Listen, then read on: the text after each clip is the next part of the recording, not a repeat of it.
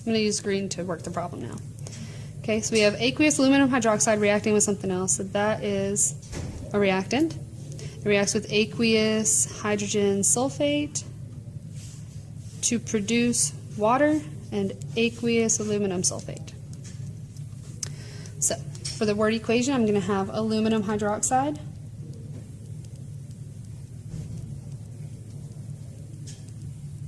which is aqueous. That's going to react with hydrogen sulfate. I'm going to start doubling up here, which is aqueous, to produce water, which is a liquid, and aluminum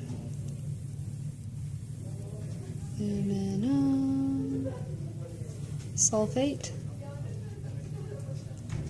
and it says aqueous.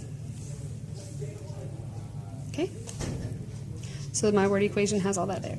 My skeleton equation, I have to ask myself the state, or whether they're elements or compounds.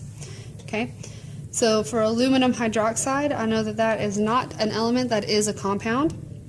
Okay, it is ionic because I've got a metal that it starts with, but also because hydroxide is a polyatomic ion. Okay, so I need to figure out its formula.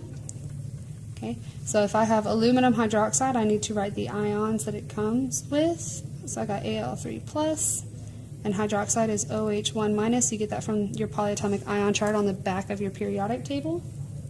Okay, swap and drop. I get AlOH3. So I'm going to write that down here. So I got AlOH3. It's aqueous.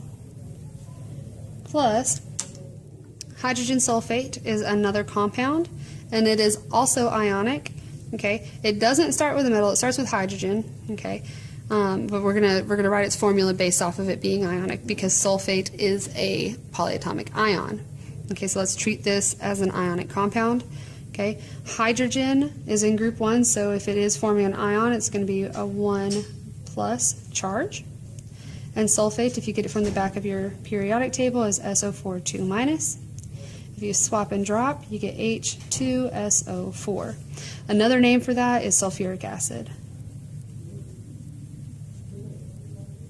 We'll learn how to name this as an acid later.